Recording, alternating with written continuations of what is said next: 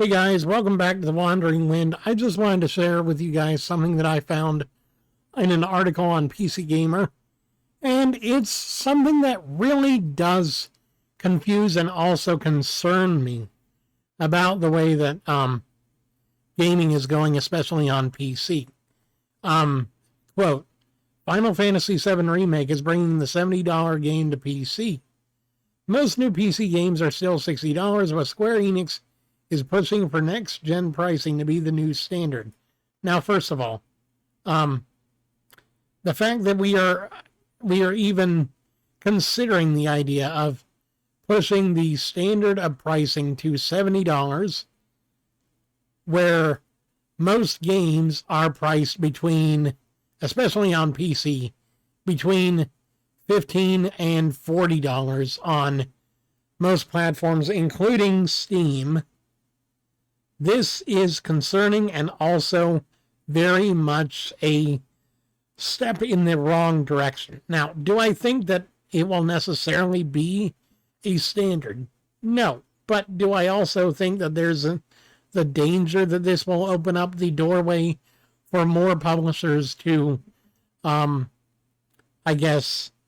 rationalize the idea that this is something that will be okay moving forward? Yes, I do, and here's why. Because in the last 20 years, I have seen games in general go from the standard price of $20 back in the early 2000s for a PS2 game or a PS1 game to being $60 to $70 for a physical game release in stores in 2021. Granted, I've been able to find games that are cheaper than that, even brand new, thanks to the fact that I'm able to go to places like Walmart or GameStop where they may be running promotions. However, the fact that we are looking at this possible price jump is concerning. A glance at Steam's top sellers reveals games at all sorts of prices: 60, 40, 30, 15, 4. Game prices are more flexible and fluid than they've ever been, but AAA games on consoles still mostly aim for the exact same price of $60 for PlayStation 4 and Xbox One, or $70 for the next-gen PS5 and Xbox Series X versions. For the last year, publishers have held back from bringing that $70 price to PC, but it looks like Square Enix is about to break the seal. Oh boy, that phrasing. Oh boy. Final Fantasy VII Remake is coming to the Epic Games Store on December 16th. Now, this, first of all, is a big red flag to me, just because PC game exclusives on different platforms don't usually bode well, either for the publisher or for the sales of the game, because, I mean, look at what happened when In the Outer Worlds was an Epic Games Store exclusive, or other games were Epic Games Store's exclusive. I mean, it was just, it wasn't good for the most part anyway, because a lot of people felt like having it exclusive to one store, making the players have to either create an account to be able to buy it, or having to have multiple launchers for different games. I mean, I feel it's ridiculous too, so there's that.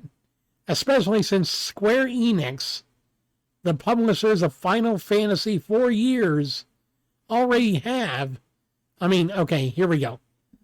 Final Fantasy Steam. They already have just about every Final Fantasy game that they've published on the Steam platform. Just about every one. I mean, here we go. Final Fantasy. And in this search, you have Final Fantasy, Final Fantasy 4, Final Fantasy 3, Final Fantasy 5, Final Fantasy 14, Final Fantasy 15 Windows Edition. You've got every single, you've even got the classics that have been remastered on Steam. There is no reason why you should be bringing the remake of Final Fantasy VII, the most in-demand remake out there, exclusively to Epic Games Store. Exclusively, especially since this is 2021, almost 2022.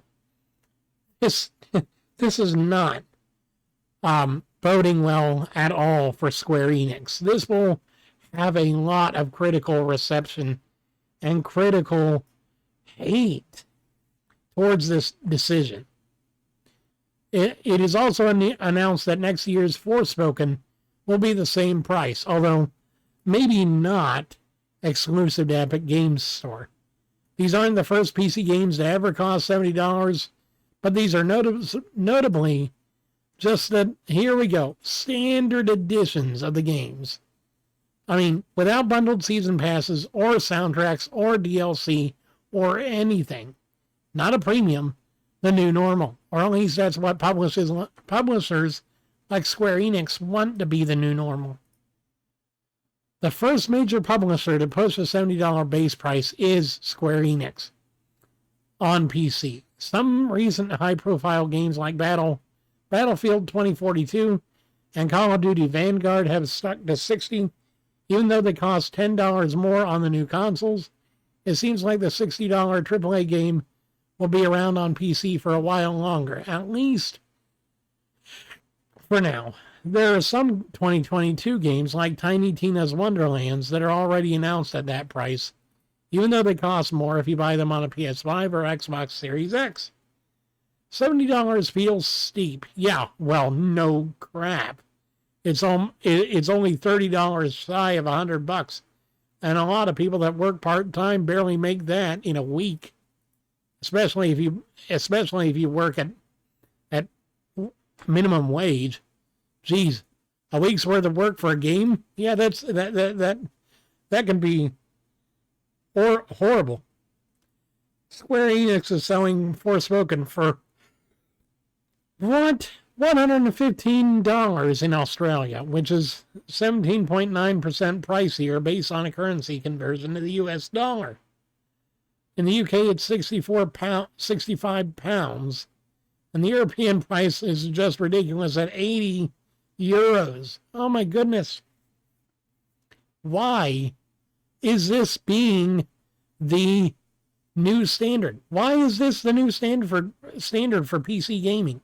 Are we getting to the point to where we're just not caring about the way that PC gamers like to save money? I mean, that's why we build a PC in the first place. We don't go out and buy the latest and not that greatest pre-built PC just to be able to play PC games. No, we go to eBay.